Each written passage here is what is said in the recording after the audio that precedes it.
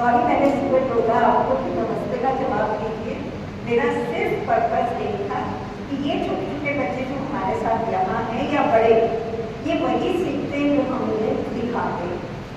आपके आज के प्रोग्राम्स इन्होंने सीखे अपनी टीचर से, आपसे प्रेरणा ली। इसी तरह से छोटी और बड़ी से बड़ी बात ये आपको और हमको फॉलो करते हैं, तो हमें इन चीज़ों का ध्यान हमेशा रखना है। आज आप सब लोग यहाँ आए प्राइज मोल्डिंग, हमने इसको नाम दिया एक बेशकीमती सुबह। प्राइज डिस्ट्रीब्यूशन से इसका कोई मतलब नहीं था। ये एक बेशकीमती सुबह है। क्यों है?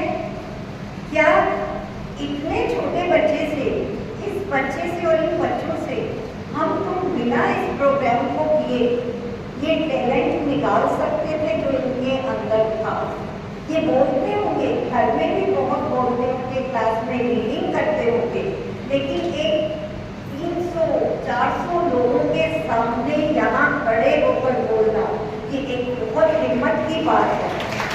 और मैं आपने किसी एक को बुला दूँ कि यहाँ आकर बोलिए तो आपको 5 मिनट 10 मिनट अपने आप को कंट्रोल करने में लगेंगे। पॉलिटिशियन को एक जगह लाना पड़ेगा, फिर आप बात कर पाएंगे। But really kudos to both of them and all these actors that I also could not imagine. जब मैंने इस पंथ की कल्पना की थी, मैंने टीचर्स को ये आइडिया दिया कि ये सब कुछ बच्चे करेंगे, तो आप विश्वास नहीं करेंगे कि मेरे टीचर्स के चेहरे पर कहानियाँ उठी हुई। क्योंकि जब हम कोई चैलेंज देते हैं तो हम उसका रेस्पॉन्स भी देते हैं कि कितना अच्छा होगा। एंड धीरे धीरे गीता मैम, लिटिल मैम सब कुछ कर लेंगे, पर ये बोलेंगे कैसे? ये सब कुछ करेंगे, इसीलिए तो ये पंख इन्हें दे रहे हैं। और 2 साल के बाद आज मुझे याद आ रहा है, इन्होंने फोर्थ में भी किया था ना और अब भी किया, 2 पंख हमने कर लिए। तो मुझे वो लाइन्स याद आ रही है कि सफलता उन्हीं को मिलती है जिनके सपनों में जाना। एक तो हमने इनके सपनों में जान करी कि रात को भी ये नींद में जरूर कोई ना कोई बच्चा बनने उन्हें डायलॉग बोलता होगा, सपने देखता होगा, डिफरेंट प्रैक्टिस करता होगा। पंख दिए, लेकिन आगे हमने कहा पंखों से कुछ नहीं होता, हौसलों से उड़ा। तो इनका हौसला गीता, मैं तो सोचती हूँ भारती मैम नेक्स्ट ईयर इस प्रोग्राम का नाम बदल के हौसला रखते हैं, उड़ान रखते हैं बच्चों की।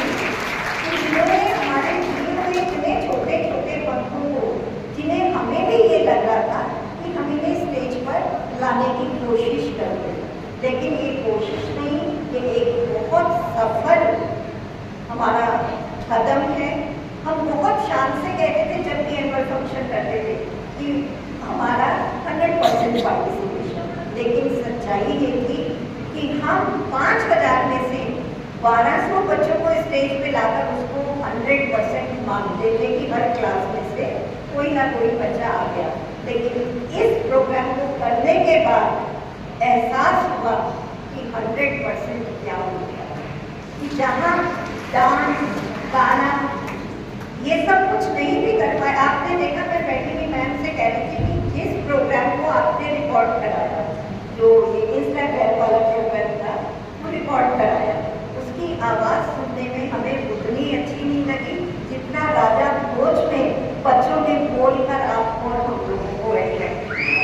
तो ये ताकत बच्चों में हमको भरती है, जो धीरे धीरे इन लोगों में आ रही है।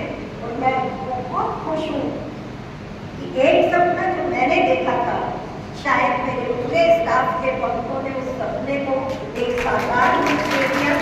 और आज ये बच्चे इतने अच्छे से, इतने विश्वास के साथ आपके सामने हैं। मोबाइल, इंस्टाग्राम, टेक्नोलॉजी प्रोग्राम देखने में बहुत अच्छा लगा, लेकिन सच्चाई इसके पीछे की कितनी कड़वी है ये आप लोग शायद अनुभव कर भी रहे हैं, लेकिन उस अनुभव को स्वीकार नहीं कर पाते। हम मानते हैं कि इससे हमें नुकसान, जबकि हर टेक्नोलॉजी सिर्फ और सिर्फ फायदा लेने की सोच से बढ़ाई जाती है। कोई भी आविष्कार होता है उसके फायदों को गिना जाता है, बट वी आर लेस कि हम उन चीज़ों को छोड़कर जो उसके ड्रॉबैक्स हैं उन पर ध्यान नहीं देते और धीरे धीरे वो ड्रॉबैक्स हम लोगों को ज़्यादा घेर लेते हैं। अभी आपके बच्चे सिर्फ नहीं हैं, बहुत छोटे हैं, but if I am not wrong 100% नहीं तो कम से कम 90% बच्चा अभी भी चाहे वो 10 मिनट 15 मिनट स्क्रीन टाइम जरूर लेता होगा। कई बार वो बहुत अच्छा भी है और कई बार बहुत खराब भी है, लेकिन मेरी आज यहाँ बैठी सभी मदर्स से स्पेशल ये रिक्वेस्ट है कि ये जो फायदे की चीज़ें हैं हम इन्हें दूर नहीं कर सकते अपने बच्चे से।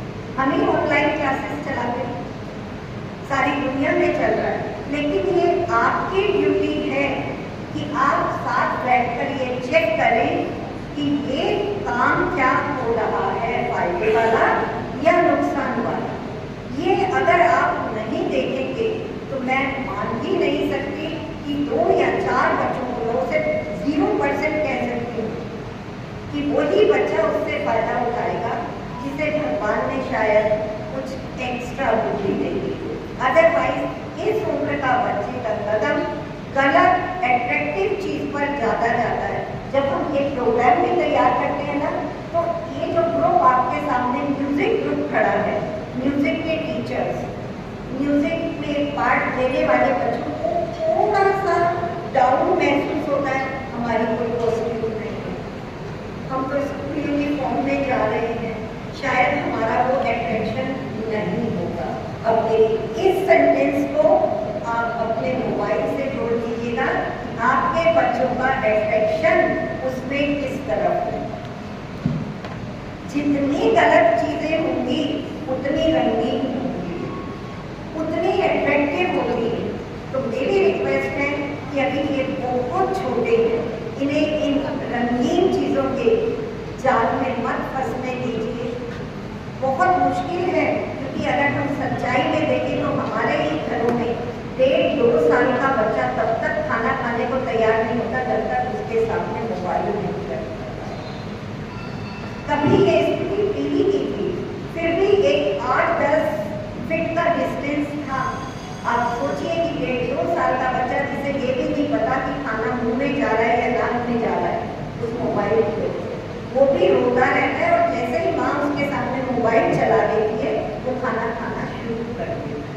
तो ये एडिक्शन, ये नशा सिर्फ सिगरेट या अल्कोहल का नहीं है, ये भी एक नशा है।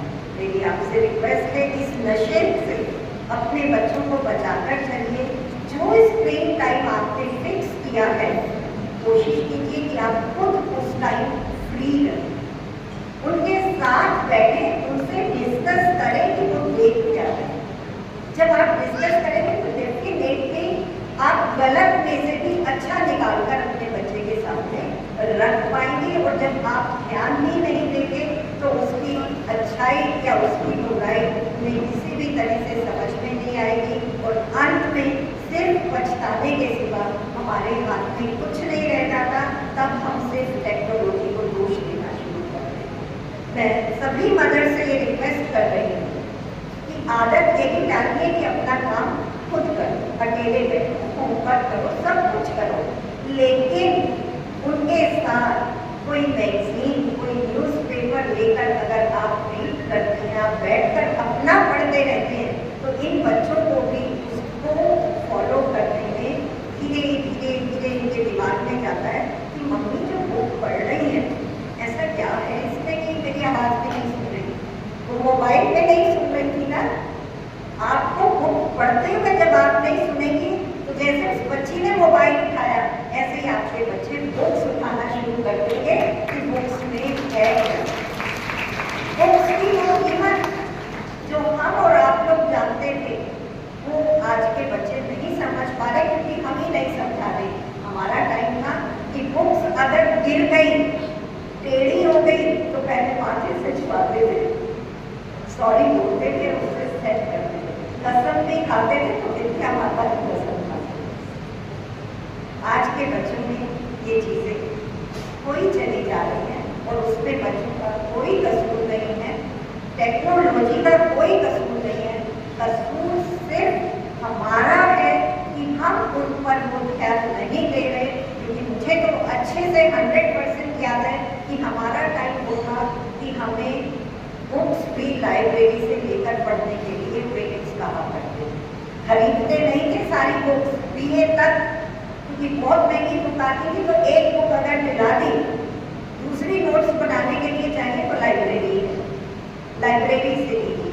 तो वो सिलेक्शन, वो सारी चीज़ें इसी प्रोसेस में सीखी जाती है।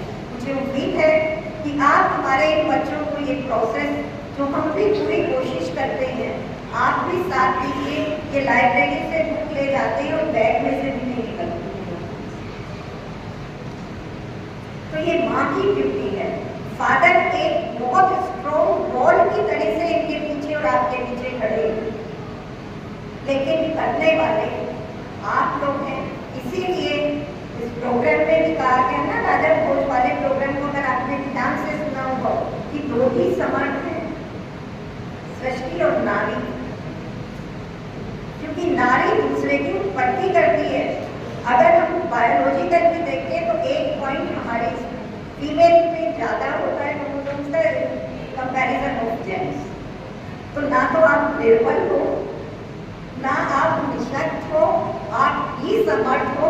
तो इन बच्चों को अपने समर्थ होने का पूरा प्रूफ दीजिए, इन्हें उस दिशा में, उस नशे में पहुंचाइए कि ये आज से 5th क्लास से अपना ये नशा लेने लगे कि मुझे IAS बनना है, मुझे BCS बनना है, मुझे डॉक्टर बनना है, मुझे इंजीनियर बनना है, मुझे टीचर बनना है, मुझे समाज सुधारक बनना है, ना कि ये बेकार की चीज़ों का दिमाग है। मुझे लगा है मैं काफ़ी आप लोगों से बोल चुकी हूँ, तो इसी के साथ मैं एक बार आप सबको फिर से बधाई दूँगी, क्योंकि आपके पेशेंस, आपका कोऑपरेशन भी हमारे हर काम को सफल बनाता है।